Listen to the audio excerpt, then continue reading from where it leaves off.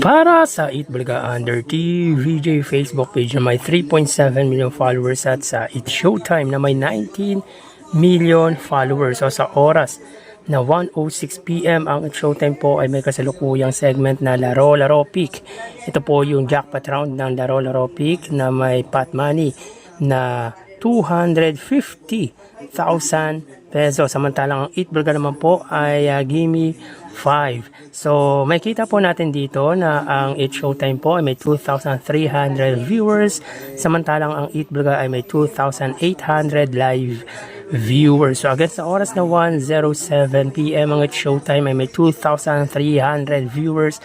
At ang Eat Bulaga naman po ay may 2,800 live viewers. So makikita nyo po dito mga kaparokya ang pagitan ng dalawang noontime show pagdating sa Facebook Live ay 500 viewers.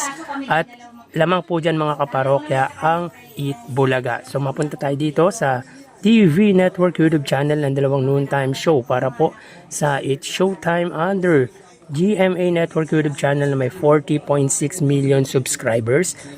At sa Eat Bulaga naman po under TV5 YouTube channel na may 2.66 million subscribers. So sa oras ng 1:08 PM ang It's Showtime under GMA Network sila po ay may 20,000 viewers.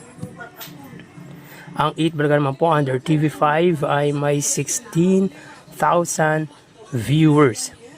So again, mga kaparokya, as of 1:08 PM ang It's Showtime under GMA Network, sila po ay may 20,000 viewers. At ang Eat Bulaga naman po under TV5 ay may 16,000 viewers. So dito mga kaparokya, lamang ng 4,000 views ang GMA against sa TV5. So mapunta tayo sa main YouTube channel ng dalawang noontime shows. Para po sa It's Showtime under ABS-CBN It's Showtime na may 2.73 million subscribers at sa Eat Bulaga naman po under Eat Bulaga TVJ YouTube channel na may 1.71 million subscribers. So sa oras na 1:09 PM ang It's Showtime, sila po ay may 75,000 viewers at ang Eat Bulaga naman po sila ay may 113,000 viewers.